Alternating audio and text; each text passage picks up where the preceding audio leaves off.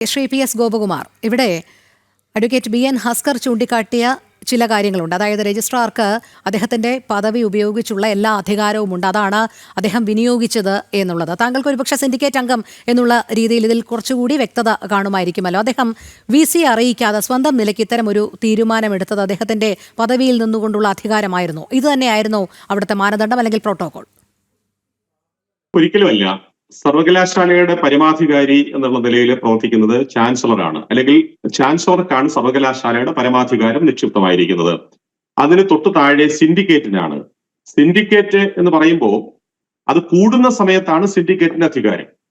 Syndicate ഇല്ലാത്ത സമയത്ത് സിൻഡിക്കേറ്റിന്റെ അധികാരം സ്വാഭാവികമായിട്ടും VCയിൽ നിക്ഷിപ്തമാണ്. ഇപ്പോ ഈ നമുക്കിപ്പോ ചർച്ച ചെയ്യപ്പെടുന്ന ഈ സംഭവങ്ങൾ നടക്കുന്നത് 2025 ജൂൺ മാസം 25-ാം തീയതിയാണ്. ആ സമയത്ത് സിൻഡിക്കേറ്റിനുള്ള അധികാരം VCയിൽ നിക്ഷിപ്തമാണ്. അവിടെ സിൻഡിക്കേറ്റ് ആ സമയത്ത് കൂടുന്നുണ്ടായിരുന്നില്ല. അപ്പൊ സിൻഡിക്കേറ്റ് കൂടാത്ത സാഹചര്യത്തിൽ ആ അധികാരം VCയിൽ നിക്ഷിപ്തമായിരിക്കെ VC അറിയാതെ ആക്ട് ചെയ്യാൻ, ഇത്തരം കാര്യങ്ങൾ ആക്ട് ചെയ്യാൻ യാതൊരു അധികാരവും രജിസ്ട്രാർക്കില്ല. രജിസ്ട്രാറുടെ ശ്രദ്ധയിൽ ഇത്തരം കാര്യങ്ങൾ അദ്ദേഹത്തിന് യോജിക്കാൻ കഴിയാത്ത എന്തെങ്കിലും അസ്വാഭാവികമായ നടപടികൾ അവിടെ നടക്കുന്നെങ്കിൽ സ്വാഭാവികമായിട്ടും അദ്ദേഹത്തിന് വൈസ് ചാൻസലർ അറിയിക്കാം. വൈസ് ചാൻസലർ വഴി വൈസ് ചാൻസലറുടെ നിർദ്ദേശം സ്വീകരിച്ച് അതനുസരിച്ച് ആക്ട് ചെയ്യാം. ഇത് അങ്ങനെ യാതൊരു നടപടിയും നടന്നിട്ടില്ല. അദ്ദേഹം നേരെ ചാൻസലർക്ക് റിപ്പോർട്ട് ചെയ്യാണ്. ചാൻസലർക്ക് നേരിട്ട് റിപ്പോർട്ട് ചെയ്യാനോ, ചാൻസലർ പങ്കെടുക്കുന്ന പരിപാടി നോക്കൂ, കേരളത്തിന്റെ മുഴുവൻ ഭരണാധികാരി അതുപോലെ തന്നെ സർവകലാശാലയെ സംബന്ധിച്ച് അതിന്റെ ചാൻസലർ കൂടിയായിട്ടുള്ള ഗവർണറുടെ പരിപാടി അസ്ഥിരപ്പെടുത്തുകയാണ്. അദ്ദേഹം വന്നിട്ട് ആ പരിപാടിയിൽ പങ്കെടുത്ത് 14 മിനിറ്റിന് ശേഷം, കൃത്യമായിട്ട് പറഞ്ഞാൽ 6 മണി കഴിഞ്ഞ് 39 മിനിറ്റ് ആകുമ്പോഴാണ് രാജ്ഭവനിലേക്ക് രജിസ്ട്രാർ, സർവകലാശാലയുടെ അദ്ദേഹത്തിന്റെ രജിസ്ട്രാറുടെ ഒഫീഷ്യൽ മെയിലിൽ നിന്ന് ഈ ഹാളിനുള്ള അല്ലെങ്കിൽ സെനറ്റ് ഹാള് ശ്രീപത്മനാഭ സേവാ സമിതിക്ക് കൊടുത്തിരിക്കുന്ന അനുമതി റദ്ദ് ചെയ്യുന്നു. ചാൻസലർ പരിപാടി പങ്കെടുത്തുകൊണ്ടിരിക്കുകയാണ്. അത് അദ്ദേഹത്തെ അപമാനിക്കുകയല്ലേ? അദ്ദേഹം ആ സമയത്തല്ലേ VC അറിയിക്കാം, VC പറയുന്ന അനുസരിച്ച് ചെയ്യാം. ഇതിപ്പോ അങ്ങനെയൊന്നും ഉണ്ടായിട്ടില്ല. മാത്രമല്ല, ഇവിടെ പറയുന്നത് കേട്ടു അവിടെ മതചിഹ്നങ്ങൾ ഉപയോഗിച്ചു എന്ന്. മതചിഹ്നങ്ങള് ഈ പരിപാടിയിൽ ഉപയോഗിച്ചില്ല. കൃത്യം 1 വർഷം മുമ്പ് അവിടെ ഒരു ക്രിസ്മസ് ആഘോഷം നടക്കുകയുണ്ടായി. 2024 ഡിസംബറിലെ കേരള സർവകലാശാലയുടെ സെനറ്റ് ഹാളില്. അത് മാധ്യമങ്ങൾ അന്ന് റിപ്പോർട്ട് ചെയ്തിട്ടുണ്ട്. അതിന് പ്രിന്റഡ് നോട്ടീസ് അടക്കം ഉണ്ട്, ഇപ്പോഴും ലഭ്യമാണ്. പിന്നെ നമ്മുടെ ഓൺലൈൻ സംവിധാനങ്ങളിലൊക്കെ അത് പരിശോധിച്ചാൽ കിട്ടുന്നതാണ്. അതിന്റെ നോട്ടീസ് അടക്കം, ബ്രോഷർ അടക്കം. അപ്പൊ അവിടെ ക്രിസ്മസ് ആഘോഷങ്ങൾ നടത്തുന്നത് മതേതരമാണ്, അതല്ലെങ്കിൽ അത് മതപരമായ ചടങ്ങല്ല. ഭാരതാംബയുടെ പടം മതപരമാണ് എന്നുള്ള വ്യാഖ്യാനം ഏത് തരത്തിൽ, എവിടെയാണത്? അത് ആരോടാണ് പറയുന്നത്? കേരളത്തിന്റെ പൊതുമണ്ഡലത്തോട് പറഞ്ഞത് ആരെങ്കിലും വിശ്വസിക്കുവോ? അപ്പൊ കണ്ണടച്ച് ഇരുട്ടാക്കുന്ന തരത്തിൽ ദുർവ്യാഖ്യാനം ചെയ്യുകയാണ്.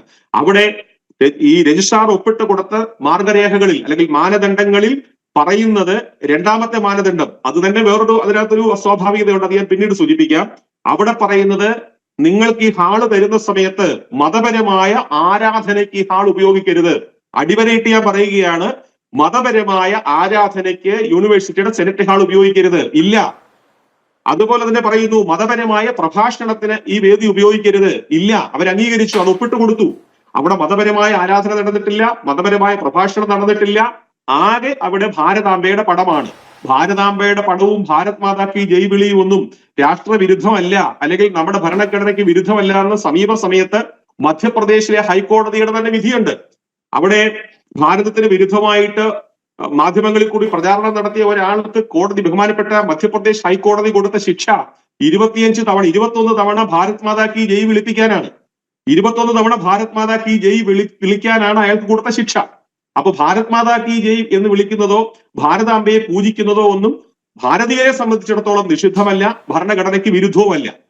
അപ്പോ ഇവിടെ ഒരുപക്ഷെ അത് വിരുദ്ധമായിട്ടുള്ള ആളുകളുണ്ട്. 1968 വരെ നമുക്ക് സ്വാതന്ത്ര്യമേ കിട്ടിയിട്ടില്ല. റിപ്പബ്ലിക് ദിനത്തിന് അത് കരിദിനമായിട്ട് ആചരിച്ചു വരുന്ന ആളുകൾ നമ്മുടെ മുമ്പിലുണ്ട്. അപ്പൊ അവരെ സംബന്ധിച്ചിടത്തോളം ഭാരതാംബയും ഈ പറയുന്ന, അവർക്ക് ദേശീയ പതാക പോലും നിഷിദ്ധമായിരുന്നു. 68 വരെ CPM-ന്റെ ചടങ്ങുകൾ, അല്ലെങ്കിൽ CPM ഭാരതത്തിന്റെ വിശേഷ അവസരങ്ങളിൽ റിപ്പബ്ലിക് ദിനത്തിനോ സ്വാതന്ത്ര്യ ദിനത്തിനോ ദേശീയ പതാക ഉയർത്തിയിരുന്നില്ല. അവരന്ന് കരിക്കൊടി ഉയർത്താൻ പോയിരുന്നു. കമ്മ്യൂണിസ്റ്റ് പാർട്ടിയുടെ കേരളത്തിലെ ആദ്യത്തെ രക്തസാക്ഷി ശ്രീ സർദാർ ഗോപാലകൃഷ്ണൻ, അദ്ദേഹത്തിന്റെ ചരിത്രം പരിശോധിച്ചാൽ അറിയാം അദ്ദേഹം എന്തിനാണ് ബലിദാനിയായത്, അല്ലെങ്കിൽ അദ്ദേഹത്തിന്റെ ജീവൻ നഷ്ടപ്പെട്ട സാഹചര്യം എന്താണെന്ന്. ദേശീയ പതാകയ്ക്ക് പകരം ത്രിവർണ്ണ പതാകയ്ക്ക് പകരം കരിങ്കൊടി ഉയർത്താൻ പോയതിന്റെ പേരിലാണ്. അവരെ സംബന്ധിച്ചിടത്തോളം ഈ പറയുന്ന ഭാരതമാതാവും അല്ലെങ്കിൽ ഭാരതീയമായ സങ്കല്പങ്ങളെ സംബന്ധിച്ച് നോക്കും അവർക്ക് യോജിക്കാൻ കഴിയില്ല. പക്ഷേ അത് ശ്രീപത്മനാഭ സേവാ സമിതി കാശ് കൊടുത്ത് പണം കൊടുത്ത് ചട്ടങ്ങൾ പാലിച്ചുകൊണ്ട് അവിടെ സംഘടിപ്പിക്കുന്ന പരിപാടിയിൽ നിങ്ങൾ ഭാരതാംബയുടെ പണം വെച്ചുകൂടാ, അത് വർഗീയമാണ് അല്ലെങ്കിൽ മതപരമാണ് എന്ന് പറയുന്നത് കേരളത്തിലെ പൊതുമണ്ഡലം ആരും വിശ്വസിക്കില്ല. അങ്ങനെ വിശ്വസിക്കില്ല. മാത്രമല്ല, കേരള സർവകലാശാലയുടെ വേറെ ചില കാര്യങ്ങൾ കൂടി ഒന്ന് സൂചിപ്പിക്കേണ്ടി വരും. 2024 കഴിഞ്ഞ വർഷം വളരെ വിവാദമായ ഒരു യൂണിവേഴ്സിറ്റി യൂണിയൻ കലോത്സവം ഉണ്ടായിരുന്നു. യൂണിവേഴ്സിറ്റി യൂണിയൻ സംഘടിപ്പിച്ച കലോത്സവത്തിന്റെ പേര് ഇടയ്ക്ക് വെച്ച് അതിന്റെ പേര് പിന്നെ മാറ്റേണ്ടി വന്നു. അതിനിട്ടിരിക്കുന്ന പേര് ഇന്തിഫദ എന്നാണ്. ഇന്തിഫദ എന്ന് പറഞ്ഞ ഭാരതീയമായിട്ട് ബന്ധമുള്ളതാണോ? പാലസ്തീനിലെ ഭീകരവാദ സംഘടനയായ ഹമാസ് ഇസ്രായേലിനെതിരെ നടത്തുന്ന യുദ്ധത്തിന് അവർ കൊടുത്തിരിക്കുന്ന പേരാണ് ഇന്തിഫദ. അതാണ് കേരളത്തിലെ ഈ പറയുന്ന കലോത്സവത്തിലെ എല്ലാ വിഭാഗം കുട്ടികളും പങ്കെടുക്കുന്ന സർവകലാശാല യൂണിയന് കലോത്സവത്തിന് കൊടുത്തിരിക്കുന്ന പേര്. അപ്പൊ ഇതൊന്നും വർഗീയമല്ല, ഇതൊന്നും മതപരമല്ല, അതൊക്കെ ഭീകരവാദ സംഘടനകളുടെ ആ പേര് പോലും ഇവിടെ ഉപയോഗപ്പെടുത്തുന്നു. അവിടെ ആകെ ഭാരതമാതാവിന്റെ ഒരു പടം വെച്ചത് വർഗീയമായിട്ടാണ് ചിത്രീകരിക്കപ്പെടുന്നത്. അതൊക്കെ ആര് വിശ്വസിക്കുന്നുള്ളത് എനിക്ക് മനസ്സിലാകുന്നില്ല. അതുപോലെ തന്നെ പഹൽഗാം ഭീകരാക്രമണത്തിന്റെ പശ്ചാത്തലത്തില് രാജ്യം മുഴുവൻ നമ്മുടെ സൈനികരും അതുപോലെ തന്നെ നമ്മുടെ അതിർത്തിയിലെ ജനങ്ങളും ആ ശത്രു രാജ്യത്തിന്റെ ആക്രമണത്തിൽ ഇങ്ങനെ മനംനൊന്ന് ആ ഭീകരാവസ്ഥയിൽ കഴിയുന്ന സമയത്ത് കേരള സർവകലാശാലയില് SFIയോട് ആഭിമുഖ്യമുള്ള കുട്ടികള് ഒരു സെമിനാർ സംഘടിപ്പിച്ചു. ആ സെമിനാറിന്റെ വിഷയം എന്തായിരുന്നു എന്നറിയാമോ? പഹൽഗാമിലെ കൂട്ടക്കൊല പ്രധാനമന്ത്രി ആസൂത്രണം ചെയ്തതാണ് ബീഹാർ തെരഞ്ഞെടുപ്പിൽ ജയിക്കാനുള്ളത്. ഇതൊക്കെയാണ് കേരള സർവകലാശാലയിൽ നടന്നുകൊണ്ടിരിക്കുന്നതും. അത് ഇപ്പോഴും അവരുടെ തിട്ടൂരങ്ങൾക്ക് വഴങ്ങാത്ത സാഹചര്യത്തിലാണ് ഈ പറയുന്ന രജിസ്ട്രാറെ ഉപയോഗപ്പെടുത്തിക്കൊണ്ട് ഈ തരത്തിലുള്ള അലങ്കോലത്തിന് സർവകലാശാലയെ വേദിയാക്കുന്നത്. കഴിഞ്ഞ ഗവർണർ വന്നപ്പോഴും സംസ്കൃതവുമായി ബന്ധപ്പെട്ട ഒരു സെമിനാറിലെ ആരിഫ് മുഹമ്മദ് ഖാൻ സാർ, ബഹുമാനപ്പെട്ട മുൻ ഗവർണർ ശ്രീ ആരിഫ് മുഹമ്മദ് ഖാൻ സർവകലാശാലയിലേക്ക് വന്ന സമയത്ത് അപ്പോഴും ഈ തരത്തിൽ കലാപം ഉണ്ടായി. SFI അപ്പോഴും അവിടെ കലാപം ഒഴിച്ചുവിട്ടു.